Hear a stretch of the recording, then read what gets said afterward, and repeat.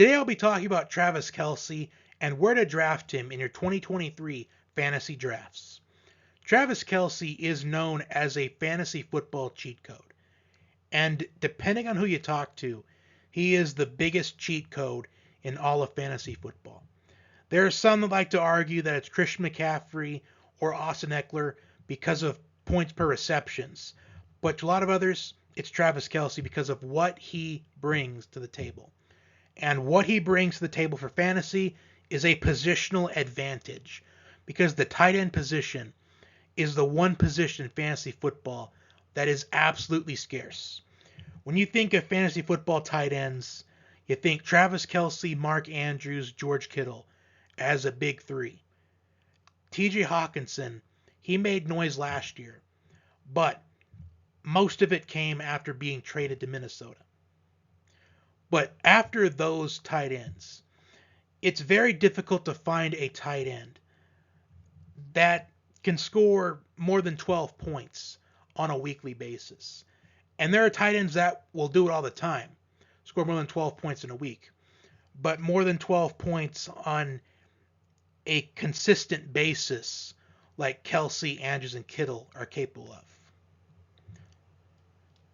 So with Travis Kelce being a positional advantage, he's finished as the tight end 1 in 6 of the last 7 years. And this is in PPR leagues, of course.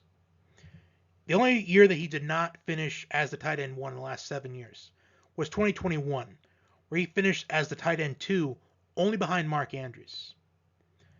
His point total from the year 2022, it's equivalent to the wide receiver 5 and the running back 4.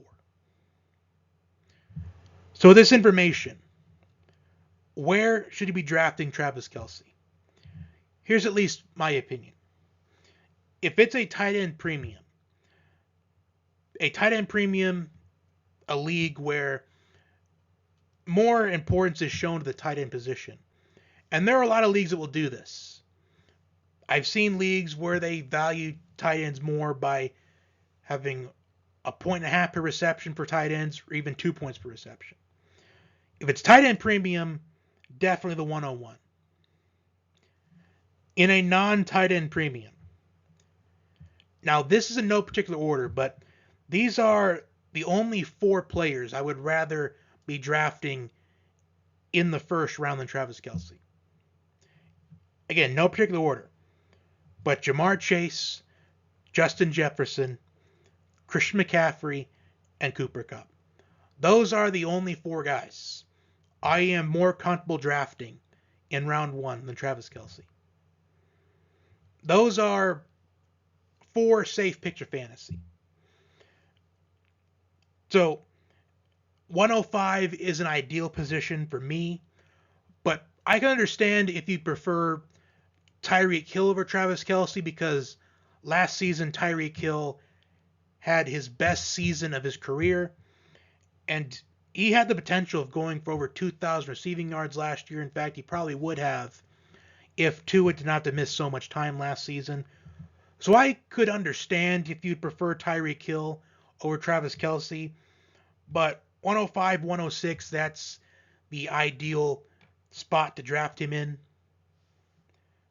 But if he gets past the 106 in any fantasy league, that is a steal at that point.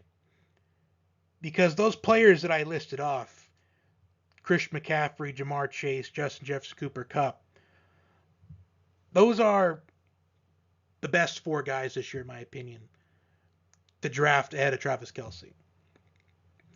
Tyreek Hill, I'm willing to debate on that. I can understand it.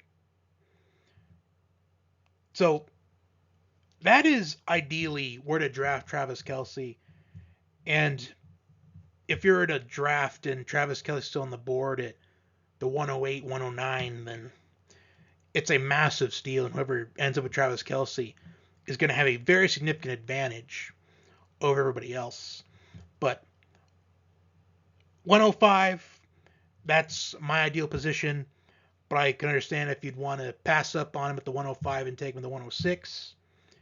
And it's very possible that Travis Kelce may easily fall to the 107 or below in some fantasy drafts, because I'm sure there are some people that are going to like Austin Eckler because they think Austin Eckler is a cheat code with points per receptions. And it's a contract year for Austin Eckler. Maybe there's some people that are buying into the Bijan Robinson hype right away. But that is all I have to address on Travis Kelce and where to draft him. Like I said, 105 is my position to draft him in. But 106, I can understand if you like Tyreek Hill. But if it just so happens that Cooper Kupp, Christian McCaffrey, Jamar Chase, they're still on the board when you're at 105, then those are guys that I would take over Travis Kelce. Unless one of those three is on the board still at 105, you're drafting Travis Kelce.